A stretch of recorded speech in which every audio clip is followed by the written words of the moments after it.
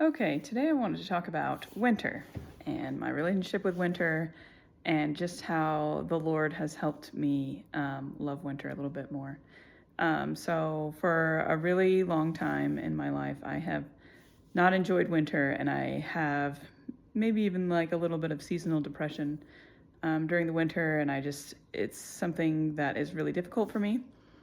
But this winter has been completely different, and I feel like the Lord has really helped me have a better relationship with winter. So, the first thing that changed was I read a book called There's No Such Thing as Bad Weather. And it's a saying from Scandinavia. The whole thing goes, there's no such thing as bad weather, only bad clothes. But the whole book is about getting outside more. And, Scandinavians, it's cold there a lot of the year. And they are able to still get outside and still make it a priority. And I don't know, it just opened my eyes to the fact that there are different ways of doing life. And just because, everyone in the United States complains about winter constantly, it doesn't mean that everyone in the world does. And that you can change how you live your life. And, maybe if you had grown up in a different place, you might actually feel differently. So it's really dependent upon what's normal to you and the people around you and those sorts of things. And so that really just opened my mind to, what would it look like for me to get outside more? Because I'm a cold person, right? I don't have good circulation. It's hard for me to warm up, and I can be cold even just sitting inside my house, right? And so I had always avoided going outside in the wintertime because I just felt like, I'm going to feel it for hours afterwards because it's so hard for me to warm up. But the first thing that I did is you just have to dress correctly. So, I wear a big heavy coat and gloves and a hat and sometimes something to cover my mouth. And, if it's really cold, even like snow pants or something. And the thing that I realized is the temperature outside for sitting for it to be comfortable is different than the temperature outside if you're moving for you to be comfortable. And so it's like if the only reason you're going outside is to like go on a walk in the wintertime, then you can go outside at pretty low temperatures. I would say at least down to like 20 degrees. And maybe, I don't know, maybe as I get more used to doing this, maybe I would even be interested in going out even lower temperatures.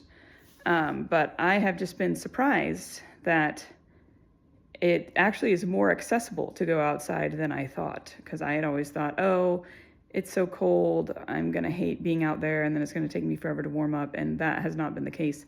It's shocking. Like, I have been shocked how much it has improved my mood and my outlook on winter to go outside on a walk every day that I possibly can. And I think part of it is because you just, in the wintertime, spend so little time outside that any little bit makes a huge difference in how you feel. And so it's really worth it. It's something that you should consider and make a priority as to how can I make it so that I spend more time outside in the wintertime. And so, I don't know, I've been really pleasantly surprised. And the other thing that it has done is it's really shortened the windows that I don't feel comfortable outside. So here in Indiana, it's really, really cold. At least 1 week of the winter, you're going to have like negative temperatures. And this winter, we've had 2 weeks where there have been really cold, negative temperatures, and I don't like going outside during those times. But it has helped me realize it's like that's 1 week of the entire winter, right?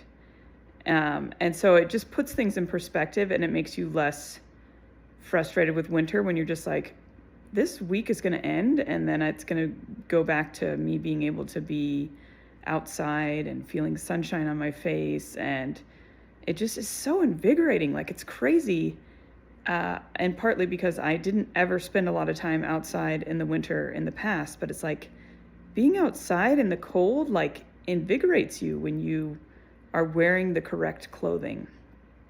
So if you're not wearing the right stuff, it's miserable, right? But yeah, I think if you're out there long enough to where you're moving your body and you're warming up, and you're wearing the right clothing, like, it is just an awesome experience. And another thing that has really helped me is that last year in the winter, our main floor of our house, we're renovating, and it wasn't insulated. And so those really cold weeks were just miserable. They were just so hard. Wear your coat inside the house type of weeks. And it was hard for me to even move around, right? And so this year, we have insulation, we have